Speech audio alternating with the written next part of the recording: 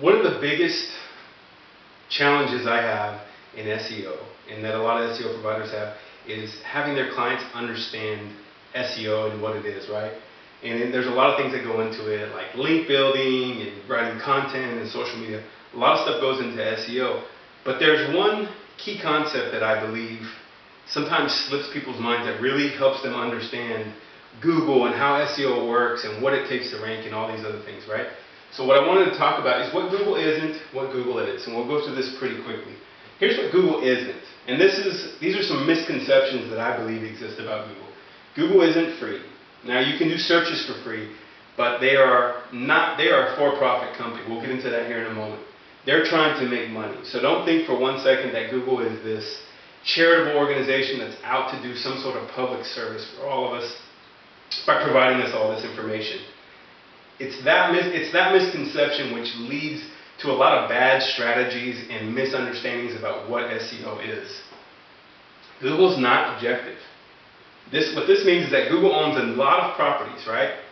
They're going to give preference to their properties over your properties. For instance, let's say you have a video. You think the video is fantastic, it's the greatest video ever. If you put it on Vimeo and you put it on YouTube, which one of those do you think is going to rank better? It's going to be YouTube, because Google owns YouTube and they're not objective, right? They are subjective. They're going to give preference to YouTube over Vimeo. Here's another thing, Google is not fair. A lot of attorneys I speak to will say something along the lines of, I've been in business for X amount of years, I have a great reputation, my clients love me, I've won this much in cases, I saved my clients from this, this, and this, they've done some really amazing things. Well, how come I'm not ranking, Brian? I see these people ranking, and why are they ahead of me? I'm better than this guy, this guy, and this guy, and this guy. Google's not fair. You can't call Google and say, hey, there's been a big mistake, I'm the best attorney in Seattle, put me at the top. It doesn't work like that. There's an algorithm, and Google goes strictly by this algorithm to determine who they're going to put at the top and who they're not. But you have to get it out of your head that Google owes you something, right? Like a lot of people think, well, I should be at the top. It doesn't work like that. So again, Google's not a free service. They're not objective. They're not fair. Now let's get into what Google is. They are a for-profit company. Google made, if I'm not mistaken, like $60-some-odd billion in 2014.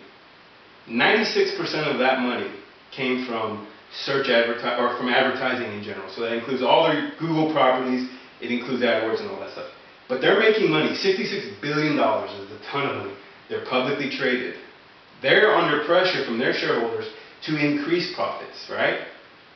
And they're biased. Going back to them being objective, they are biased.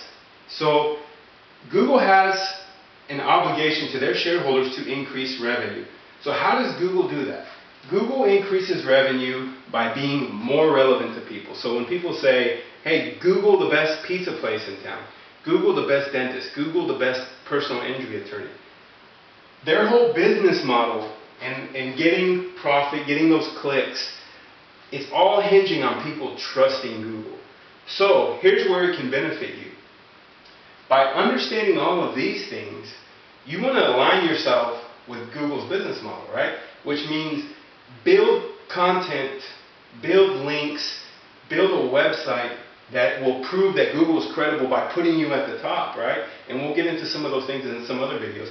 But it's very important to understand these two concepts of what Google is and what Google isn't, so that you can do that effectively.